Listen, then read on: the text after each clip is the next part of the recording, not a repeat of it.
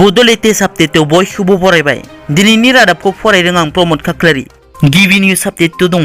आसामनि नक्सालि उदखारिनि जौसिन दैदेनगिरिया आसाम पुलिसनि सेराव गावखौ गथायबाय।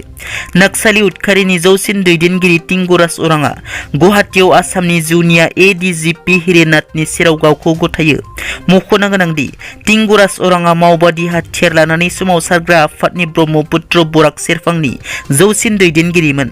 टिंगुराज अरांआ आसामनि डिब्रुगढ़ जिल्लानि सामुकतला गामिनि थागिबि आरो बिथाङा थांनाय 2006 मायथाइयाव मावबादि आफादाव हाबदोंमोन।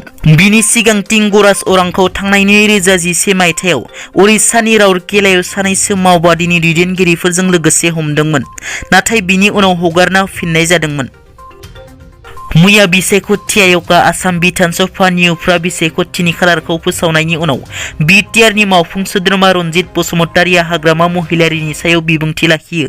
हाग्रामा महिलारीआ जुदि UPPLआव फैयोब्ला जों बरायगोन, नाथाय बिपिप दोलोजों UPPL दोलोआ थांनो दिनैसिम सानाखै होनना, लोगोसे फैबाय थानाय उफ्रा बिसायख'थियाव तामुलपुर आरो गसाइगाव बियाबाव UPPLआ बिजाथि फसंगोन होनना बिटिआरनि हाग्रा बिफाननि मावफुं सोद्रोमा रनजित बसुमतारीआ खौरांगिरिनि सिगाङाव बुंथियो।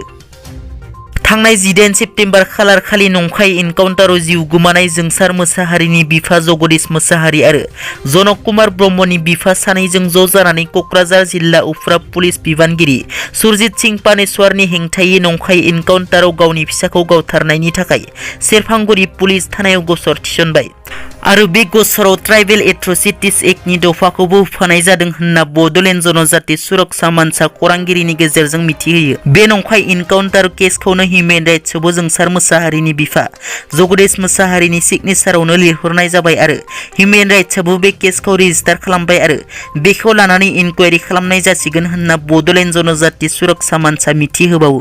लोगोसे क'क्राझार जिल्ला उफ्रा पुलिस बिबानगिरि सुरजित सिंह पानेश्वरखौ इनकुवारि खालामनायनि सिगां बे जायगानिफ्राय गुबुन जायगायाव ट्रान्सफार खालामना हरनांगौ आरो हायोबा बेखौ डिसमिस खालामना दोननांगौ जाहाथे साखिफोरखौ बिथाङा दोनखोमानो हाया।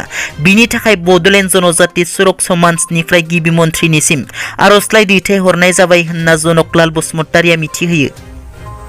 थांनाय 15 सेप्तेम्बर खालार खालि बर'नि गोदान हाथियार दैग्रा आफाद ULB मुंनि मोनसे आफाद जोनोम मोनदोंमोन आरो बिदिनि गेजेरजों ULB आफादा बमा बिरहोनायनि हुमखि होदोंमोन।